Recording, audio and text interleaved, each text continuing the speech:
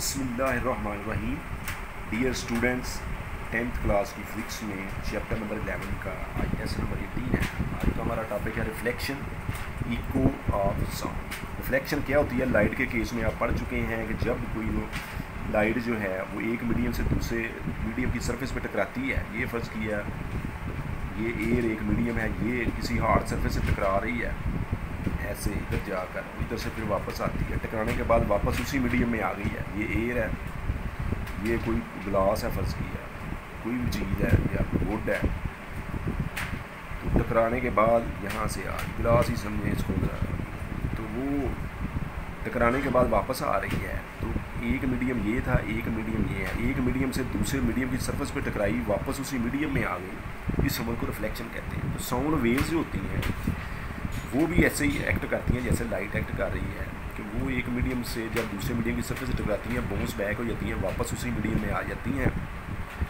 इस अमल को रिफ्लेक्शन कहते हैं। और स्मूथ सरफेस से अगर रिफ्लेक्शन हो रहा हो तो ये I=R होता है, हम पहले भी पढ़ चुके हैं। इंसिडेंट एंगल, इंसिडेंट यानी जो वाक़या है इसके ऊपर आकर टकरा रहा है वो एंगल, और जो वापस जा रहा है वो एंगल, दोनों इक्वल होते हैं।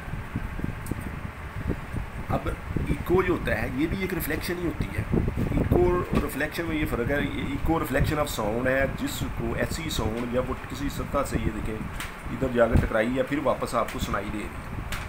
रिफ्लेक्शन, टकराने के बाद लाइट वापस या साउंड वेव्स वापस आ रही हैं, लेकिन ये ज़रूरी नहीं है कि वो आपको सुनाई भी दें। वो वापस आकर इधर जा सकती हैं, किसी और एंगल पे आपको सुनाई नहीं देंगी, लेकिन जब वो आपको दोबारा सुनाई दें तो इस अमल को, रिफ्लेक्शन को इको कहते हैं।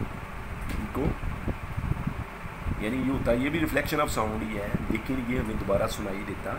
जब बड़े हॉल में किसी में आप खड़े हैं, आप बोलते हैं, थोड़ी देर के बाद आपको अपनी ही बात दोबारा सुनाई देती है, इसे इको कहते हैं। इंसानी ज़हन जो होता है, दिमाग होता है, sensation in brain for 0.1 second, 1 second के 10वें हिस्से तक हमें किसी साउंड का सेंसेशन जो है वो रहती है। इको और अब जो साउंड हम बोलते हैं, इन दोनों के दरमियान कम से कम फ़र्क जो है वो 0.1 सेकेंड का होना चाहिए, क्योंकि अगर इस फ़र्क से पहले ही वो वापस आ जाएगी तो वो दोबारा सुनाई नहीं देगी, क्योंकि अभी पहला असर ख़त्म नहीं हुआ, दूसरी साउंड भी आ गई है, तो वो क्लियर साउंड सुनाई नहीं। तो क्लियर सुनाई देने के लिए ये ज़रूरी है कि वो कम से कम 0.1 सेकेंड का उसमें डिफरेंस हो, जो हम बोल रहे हैं और जो बात वापस आ रही है, दोनों का टाइम डिफरेंस है। वो कहता है स्पीड ऑफ साउंड जो है एयर के अंदर वो 340 मीटर पर सेकंड है, और इको का टाइम यहाँ से टकरा कर वापस आने का टाइम 0.1 सेकेंड है। टोटल डिस्टेंस कवर्ड एच जो है यहाँ से, और ये वापस जो आया है, यहाँ भी आधा डिस्टेंस इसने इधर तय किया है, आधा वापस आया है, ये टोटल डिस्टेंस जो है ये एच है। तो फार्मूला है H=V multiply by T, H= इसको मल्टीप्लाई करेंगे 34 मीटर है, ये टोटल डिस्टेंस है। तो इको का डिस्टेंस क्या होगा? इको सुनाई देने के लिए इन दो, इससे लेकर यहाँ तक जो फासला है वो उसका हाफ होगा, जितना टोटल डिस्टेंस है उसका हाफ किया तो ये आ जाएगा 17 मीटर। तो इको उस वक्त सुनाई देगी जब कम से कम बोलने वाले का और जहाँ से साउंड ने टकरा कर वापस आना है उसका डिस्टेंस 17 मीटर होगा।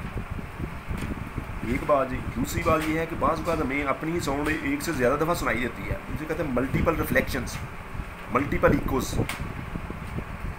We hear more than once, तो वो इको बार बार टकरा के मुख्तलिफ सरफेस से, फिर इधर से टकरा के वापस आई है, या इधर से टकरा के वापस आई है, कुछ हिस्सा इधर गया था वो टकरा के फिर वापस आ गया, कुछ किसी और सरफेस टकरा के वापस, वो बार बार वही साउंड जो है वो 0.11 सेकंड के डिफरेंस से सुनाई देती है। इसे मल्टीपल रिफ्लेक्शंस भी कहते हैं, बार बार रिफ्लेक्ट होती है, और दोबारा अगर बार बार सुनाई दे तो मल्टीपल इकोज़ कहते हैं।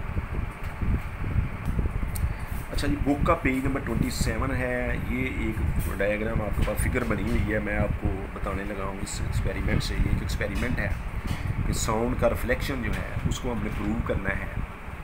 अब वो कहता है कि एक टेबल है, टेबल दीवार के साथ लगाया हुआ है, ये एक आपने गत्ते का मोटा टुकड़ा जो है या ग्लास की शील्ड है, कोई स्क्रीन है, ये दीवार के साथ और टेबल के ऊपर ऐसे लगाई हुई है, फिक्स कर दिया। इस तरफ आपने एक पाइप रखा हुआ है, ये प्लास्टिक का पाइप है, फ़र्ज़ किया गत्ते का भी हो सकता है, ये भी एक पाइप है। अब यहाँ पर मैं एक छोटा क्लॉक लगाता हूँ, उसकी जब सुई चलती है टिक टिक की आवाज़ आती है, तो दूसरी तरफ जो मैंने ये देखें, ये जो पाइप है इसके एंड पे कान लगा के सुनने की कोशिश करूँगा आवाज़ कहाँ पे क्लियर है। इसको मैं कभी आगे कभी पीछे करके देखूँगा। फ़र्ज़ किया पहले पाइप इधर था, मैंने इधर देखा आवाज़ क्लियर नहीं थी, पाइप को थोड़ा नीचे करता गया, यहाँ आके आवाज़ क्लियर होगी, जहाँ आवाज़ क्लियर होगी उसको छोड़ दिया। अब आपने ये देखना है कि साउंड वेव यहाँ से सेंटर में से आगे इसको टकराई है, यहाँ से वापस आई है, यहाँ क्लियर साउंड सुनाई दे रही है। इसका मतलब जो रिफ्लेक्शन है वो इस जगह पे हो रहा है, इस एंगल पे। तो बाद में ये सारा कुछ उतार देंगे। ये लाइन लगाने के बाद यहाँ एक आप परपेंडिकुलर ड्रा पहले का किया हुआ है, इसमें से देखेंगे कि जिस एंगल से ये टकराई थी उसी एंगल से ये वापस आई है। क्लियर रिफ्लेक्शन जो है आपको साउंड का जो है वो उसी एंगल पे होता है, I is equal to angle R. ठीक है जी।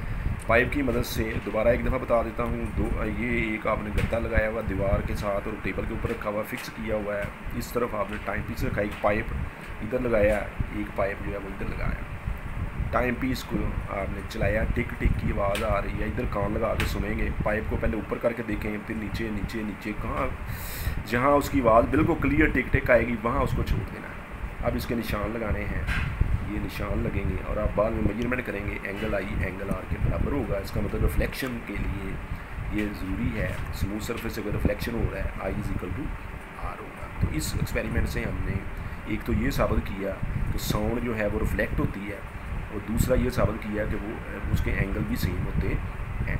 यहाँ तक स्पीड ऑफ साउंड से पीछे पीछे आज का आपका टॉपिक है। एक्टिविटी को मैंने एक्सपेरिमेंट कह दिया, आप एक्सपेरिमेंट कह नहीं देंगे, इसको मुकम्मल करना है।